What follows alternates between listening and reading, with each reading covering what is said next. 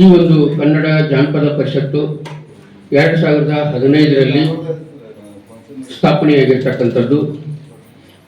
ಈಗ ರಾಜ್ಯದ 31 ಜಿಲ್ಲೆಗಳಲ್ಲಿ ಹಾಗೂ 243 ತಾಲೂಕುಗಳಲ್ಲಿ 1075 ಹೋಬಳಿಗಳಲ್ಲಿ ತನ್ನ ಘಟಕಗಳನ್ನು ಸ್ಥಾಪಿಸಿ ಕಾರ್ಯವನ್ನು ಮಾಡ್ತಾ ಇದೆ.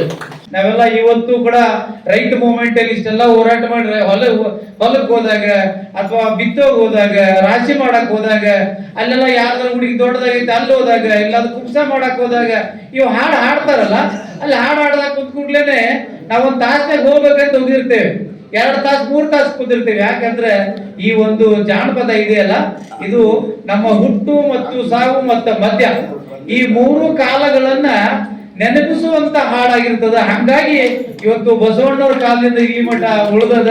ಕಲೆ ಸಾಹಿತ್ಯ ಸಾಂಸ್ಕೃತಿಕ ಕೇಂದ್ರವೆನಿಸಿದ್ದು ನಮ್ಮ ಕನ್ನಡ ನಾಡು. ಈ ಕನ್ನಡ ನಾಡಿನಲ್ಲಿ ಮೇಲುಗೆ ಆದಂಥ ಧಾರವಾಡ ಜಿಲ್ಲೆಯಲ್ಲಿ ಇವತ್ತಿನ ದಿವಸ ಕನ್ನಡ ಜಾನಪದ ಪರಿಷತ್ ಜಿಲ್ಲಾ ಘಟಕದ ವತಿಯಿಂದ ಬೆಂಗಳೂರು ರಾಜ್ಯಾಧ್ಯಕ್ಷರಾದಂತಹ ಸನ್ಮಾನ್ಯ ಶ್ರೀ ಎಸ್ ಬಾಲಾಜಿಯವರ ನೇತೃತ್ವದಲ್ಲಿ ಎಲ್ಲ ತಾಲೂಕಿನ ಪದಾಧಿಕಾರಿಗಳ ಪದಗ್ರಹಣ ಸಮಾರಂಭವು ಕನ್ನಡ ಸಾಹಿತ್ಯ ಭವನ ಧಾರವಾಡದಲ್ಲಿ ಅದ್ದೂರಿಯಾಗಿ ಜರುಗುತ್ತದೆ. ಎಲ್ಲರೂ ಕೂಡಿ ಒಂದು ಜಾನಪದ ಕಲೆಯನ್ನು ಮೊಟ್ಟ ಮೊದಲಿಗೆ ಹಳ್ಳಿಯಿಂದ ಒಂದು ಇದು ಜಾನಪದ ಹುಟ್ಟಿದ್ದು ಹಳ್ಳಿಯಿಂದನೇ ಬರಲಿ ಅನ್ನೋ ಒಂದು ಆಸೆ ಇಟ್ಟುಕೊಂಡು ನಮ್ಮ ರಾಜ್ಯಾಧ್ಯಕ್ಷರು ಅಭಿಪ್ರಾಯ.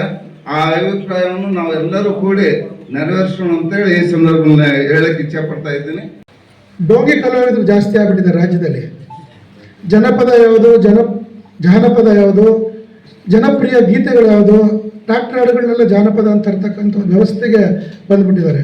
ನಿಜವಾದಂಥ ಈ ತಾಯಿಯಂದರು ನೀವೆಲ್ಲ ಏನು ಮೂಲ ಕಲಾವಿದಿರ, ನಿಮ್ಮನ್ನು ಮೂಲೆ ಗುಂಪು ಮಾಡಿ ಅವರೇನೋ ಹೈಜಾಕ್ ಮಾಡ್ಲಿಕ್ಕೆ ನೋಡ್ತಕ್ಕಂಥ ವ್ಯವಸ್ಥೆ ಈ ಕಾಲಘಟ್ಟದಲ್ಲಿ ಬಂದಿರತಕ್ಕಂಥದ್ದು ಭಾಳ ತಪ್ಪು ಅಂತ ನನಗಾದ್ರೂ ಭಾವಿಸ್ತಾ, ಈ ನಾಡಿನ ಉದ್ದಕ್ಕೂ ನಾನು ಸಂಚರಿಸ್ತಕ್ಕಂಥ ಒಂದು ಸಂದರ್ಭದಲ್ಲಿ ಗಮನಿಸಿದ್ದೀನಿ, ಮೂಲ ಕಲಾವಿದರಿಗೆ ದಸರಾ ಉತ್ಸವದಲ್ಲಾಗಲಿ ಹಂಪಿ ಉತ್ಸವದಲ್ಲಾಗಲಿ ಅವಕಾಶ ಸಿಗೋದು ಭಾಳ ಕಡಿಮೆ.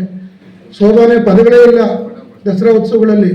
ಎಷ್ಟೋ ಕಡೆ ಇವತ್ತು ಬಾಣಂತಿ ಪದಗಳನ್ನ ಕೇಳೇ ಇಲ್ಲ. ಅಂಥ ಪದಗಳನ್ನೆಲ್ಲ ಆಡಿಸ್ತಕ್ಕಂಥ ಒಂದು ವ್ಯವಸ್ಥೆ ಸಾಹಿತ್ಯ ಪರಿಷತ್ತಲ್ಲೂ ಆಗಬೇಕು, ಜಾನಪದದಲ್ಲೂ ಆಗಬೇಕು, ಎಲ್ಲ ಕಡೆ ಆಗಬೇಕಾಗಿದೆ.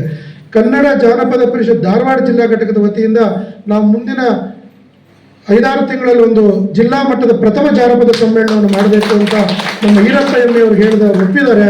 ಅವರ ಕ್ರಿಯಾಶೀಲತೆಯಲ್ಲಿ ಅದು ಮಾಡ್ತೀವಿ. ಮತ್ತು ಈ ದಿನ ನಾವು ಈ ಜಿಲ್ಲಾ ಸಮಿತಿ ರಚನೆ ಮಾಡ್ತಾ ಇದ್ದೀವಿ.